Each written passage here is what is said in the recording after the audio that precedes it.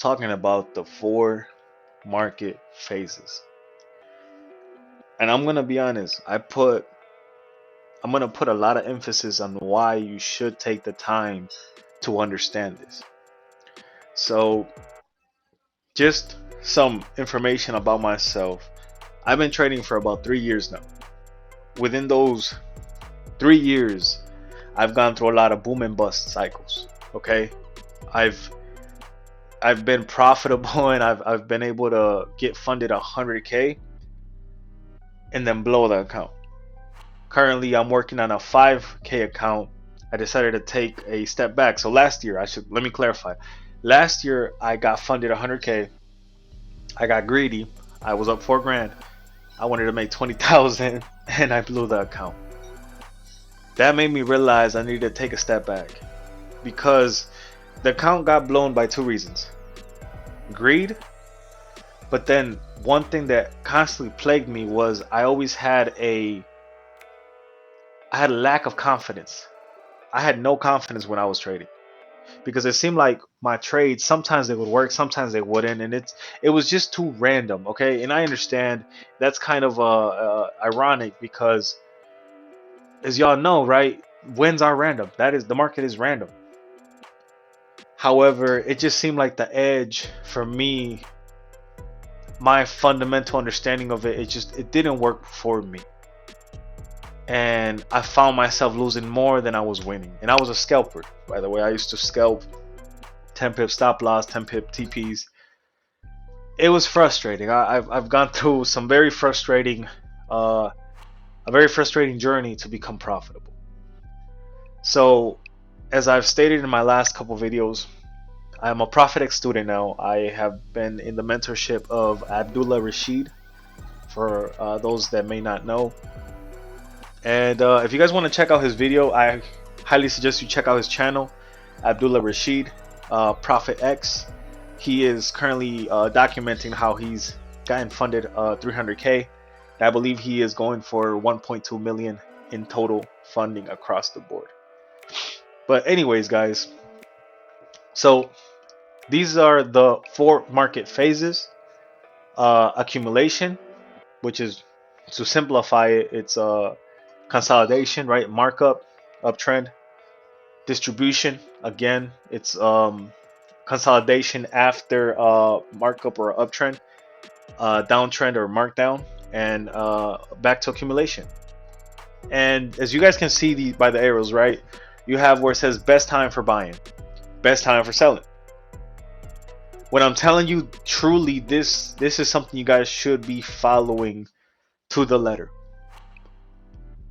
Okay, and I'm going to show you guys some examples of why, because oftentimes I had this happen. So these are some examples, right?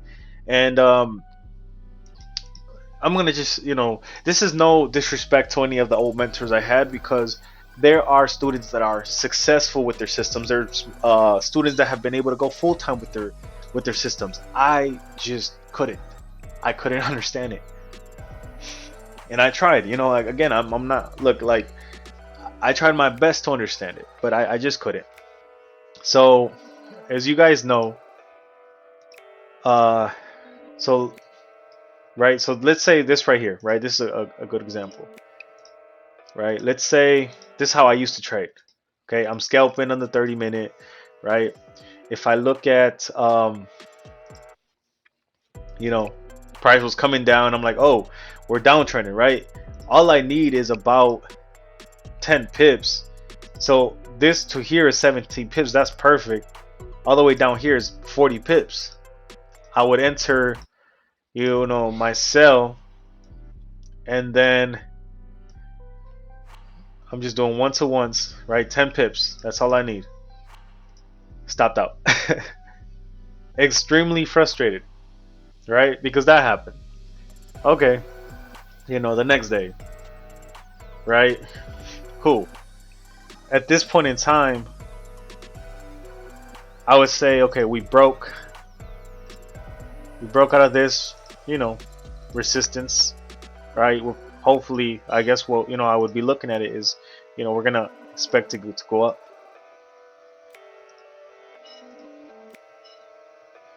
Okay, cool. That's my signal right there.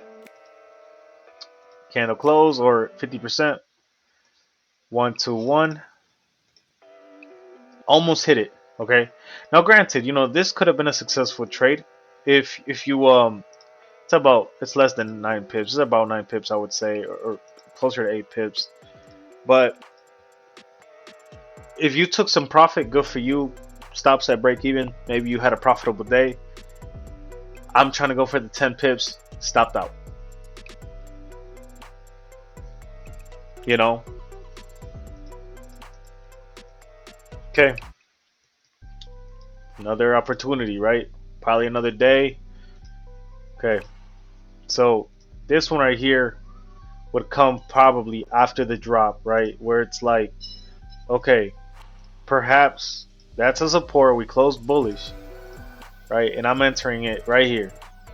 And again, these might not be I'll be honest, these might not be the best examples because of the fact that, like, at least now you would be like, bro, why are you taking buys when you should be taking sells of this gigantic drop? But, that's just, I'm trying to put myself into that mindset of how I used to trade. And this is probably how I would be looking at it. And as y'all can see, stopped out again. And this was me for 2 years, for the first 2 years of my career. I would say 2 years and probably like 2 years and 6 months. 2 years and yeah, 2 years and 6 months. Okay. Because the remainder of the time I've been in Profit X, which hasn't been that much. I haven't been in there that long. I've been in there for probably like 3 months. But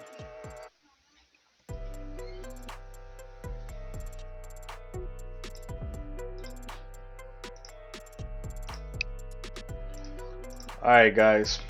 But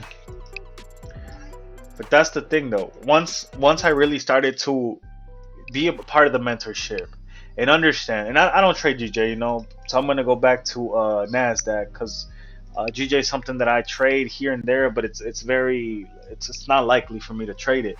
But the market phases for me changed my world, okay? Because, and I'm gonna give you guys quick examples. Again, I'll let you guys do your own research. I do believe that, like, I'll give you guys a taste, but then you guys, if you guys really want it, you have to go and do your own work. So, for example, right? If I see this, right, after a markup distribution, I am literally going to be focused on, okay, I'm going to sell at the highs and I'm going to buy at the lows until we have a break, right? And now all of a sudden it's become a markdown. Then I'm looking for sells. It's the same thing for when it's a accumulation. I'm buying at the lows and I'm selling at the highs. Again, it breaks that box, that consolidation, that accumulation box. Then we start pushing up for a markup. Well, I'm only looking for buys. Now, I will say this, guys. Obviously, there's more to it than just this. Okay, there is more to it than just this. Let's be honest, right? Let's be honest. However, if I'm looking only for buys, okay, and this is what I'm trying to say. If I'm only looking for buys, right? And let's say you're only doing support and resistance, which is fine. I'm only looking for buys. Okay, then I would know, okay, if price doesn't come to my support area, then I'm not gonna take a trade. And even if I had, let's say you based it off of this support here instead, it still didn't reach it. But okay, let's say fine, it didn't reach it. It is what it is, right? You move on to the next day. Okay, you end up making another resistance there, breaks it, right? Comes down below it, right? And again, you could, one thing that I've taken from different mentors, so for example Kelvin, is supports and resistances are subjective, and I agree. I might look at this support or this resistance become support, you might look at it down here, and that's fine. Okay, either one works. But in this example, right, you know that the market phase is a markup. You know you should only be looking for buys. So you would not be taking these sells. You wouldn't be taking unnecessary losses by taking these sells. You wouldn't care.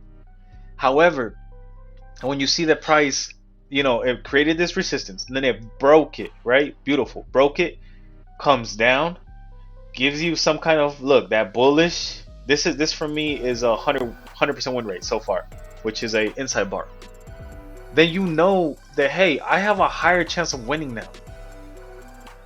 I know that I have a higher chance of winning. And if you were to take this trade, I only do 3RR. Okay, I literally only go for 3RR. I eventually my goal is to go for 5, but for now I'm happy, I'm content with 3RR. But if you were to let this run, even if you said I'm gonna let it run to here, that's 4.5.